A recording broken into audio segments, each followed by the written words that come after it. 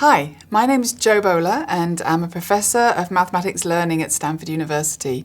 Welcome to the week of inspirational math that my YouCube team and I have designed for you. Most of the days start with a short video from my online course with some really important messages about math learning. And today's first message may be the most important of all. Everyone can do well in math. I hope you really enjoy the week. Here's the first video from the course. You may have been told or led to believe that some people are math people and some aren't, or that math isn't for you.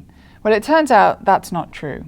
Everyone is born with the innate ability to do well in math, and whether you do well or not comes from the experiences you've had and the beliefs that you hold.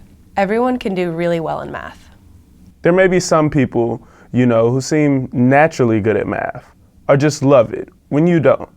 But that has come about because of experiences they have had. Anyone can get to the highest level of math in school. There is no such thing as a math person or the idea that some people are math people.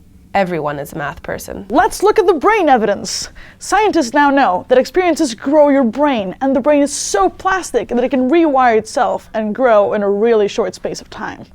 This is how learning works. When you learn something, a synapse fires in your brain. It's like an electric current. And the pathways formed by the synapse are like water in the sand.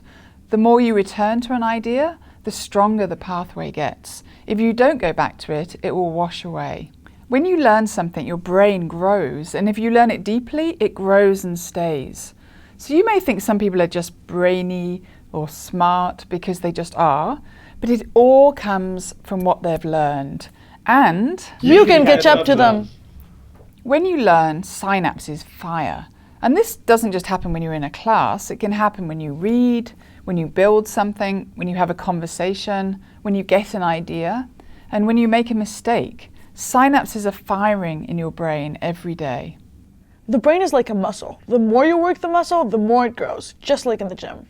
If weightlifters exercise with the same size weights, they wouldn't grow muscles, and they have to keep increasing the weights. It's the same with math. The harder you think, the more you struggle with an idea, the more your brain grows.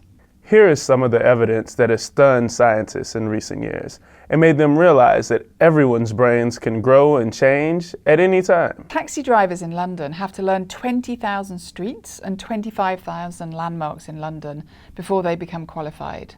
They study for 2 to 4 years, and at the end of that time they take a test which is just simply called the knowledge. When they've finished their training, scientists have found that the hippocampus in their brain is bigger. And the hippocampus is the area of the brain that's specialised in acquiring and using spatial information. When they retire from being a taxi driver, their hippocampus shrinks back down. That's how flexible the brain is. Scientists took a group of people who could not juggle and split them in half. With one group, they really encouraged them to practice, also showing them some good ways to practice. Not surprisingly, the group that practiced learned to juggle and the other group didn't. But the practice group also had significant brain changes. They grew the seeing and movement areas of their brains, and they developed more ability.